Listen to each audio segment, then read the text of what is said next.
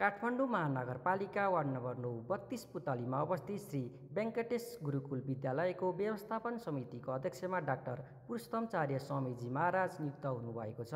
विद्यालयले अभिभावक सभाको अवसर पारेर स्वामीजीलाई अध्यक्षमा सर्वसम्मत चयन गरेको हो। यसैबीच नवनिर्वाचित अध्यक्ष स्वामीजीले समितिलाई पूर्णता दिनुभएको छ। समितिको सदस्यमा रजनी चालिसे, अच्युत प्रसाद कोइराला, गोविन्द प्रसाद पौडेल, शिक्षक प्रतिनिधिमा चित्रा भण्डारी, अभिभावक सङ्घको प्रतिनिधिमा सञ्चारकर्मी अच्युत अरियाल र सदस्य सचिवमा नवयुक्त प्रधानाध्यापक नवीन गौतमलाई मनोनित गरिएको छ। सुश्री रजनी चालिसे आज आउनु भ्याउनु भएको छैन। म सदस्यको रूपमा उहाँलाई प्रस्तावित गरिएको छ। हजुरहरू सबैजनाको यसमा अनुमोदन चाहिन्छ। यसैगरी अच्युत प्रसाद कोइरालालाई हामीले अब हजुरको कार्यकाल सिद्धि हजुर विधा हालेर भन्न सकेनौँ। हामीले उहाँलाई यो व्यवस्थापन समितिबाट अलग गरिएकै छैन। त्यसकारण यहाँ सम्मानित सदस्यको रूपमा श्री अच्युत प्रसाद कोइरालाजीको पनि नाम छ प्रस्तावित। हजुरहरूले अनुमोदन गर्नुहोला। त्यसैगरी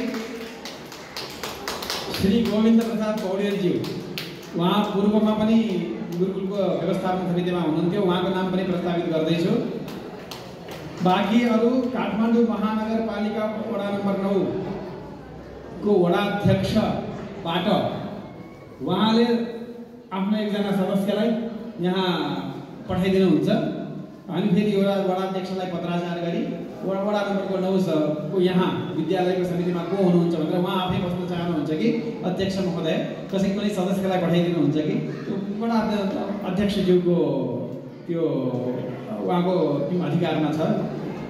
शिक्षक प्रतिनिधि, हाम्रो शिक्षक प्रतिनिधिको रूपमा पूर्वमा पनि श्री चित्रा भण्डारीजी विराजमान हुनुहुन्थ्यो। अहिले पनि उहाँकै नामदास प्रस्तावित गर्दैछु।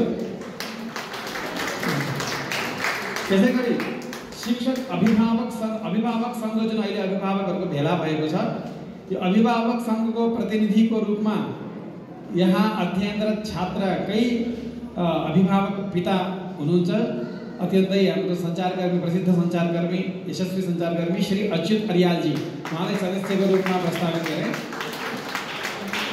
यसै गरी प्रधानाध्यापकको रूपमा अब असारको 1 गतेदेखि यस गुरुकुलमा हाम्रो श्री नवीन गौतमज्यूको नाम प्रस्तावित गरे। गुरुकुलका अध्यक्ष अच्युत प्रसाद कोइरालाको अध्यक्षतामा भएको भेलामा काठमाडौँ महानगरपालिका वार्ड नम्बर 9 का वडा सदस्य टेकराज अधिकारी, वाल्मीकि विद्यापीठका उपप्राध्यापक उपेन्द्र दाहाल, श्री वेङ्कटेश मन्दिरका महन्त श्रीपदमचार्य स्वामीजी, श्रीनिवासाचार्य स्वामीजी र मन्दिरका कार्यवाहक महासचिव कृष्ण प्रसाद अरियाल लगायतले आफ्ना धारणा राख्नु भएको थियो। गुरुकुलका अध्यक्ष कोइरालाले वार्षिक प्रतिवेदन प्रस्तुत गरेको कार्यक्रममा विद्यालयलाई विभिन्न माध्यमबाट सहयोग गर्ने 100 भन्दा बढी दाताहरूलाई सम्मान गरिएको थियो। शिक्षक नवीन गौतमले विद्यालयको विनियमको बारेमा प्रकाश पारेको कार्यक्रममा विक्रम सम्वत 2080 सालमा सञ्चालित एससी परीक्षामा सर्वोत्कृष्ट अङ्क ल्याएर उत्तीर्ण भएका विद्यार्थी कृष्ण काप्ले र उत्कृष्ट कर्मचारीका रूपमा लेखापाल सरिता भण्डारीलाई सम्मान गरिएको थियो। गुरुकुलका प्राचार्य समेत रहनुभएका स्वामीजीले मन्तव्यबाट स्वागत गरेको कार्यक्रमको सञ्चालन युवा कथावाचक पण्डित हरिकृष्ण भण्डारीले गर्नुभएको थियो। प्रधानाध्यापकमा पण्डित नवीन गौतम। यसैबीच गुरुकुलको प्रधानाध्यापकमा पण्डित नवीन गौतमलाई नियुक्त गरिएको छ। नवनिर्वाचित अध्यक्ष स्वामीजीले लामो समयदेखि अध्यापन गराइरहनुभएका गौतमलाई प्रधानाध्यापकको जिम्मेवारी दिनुभएको हो।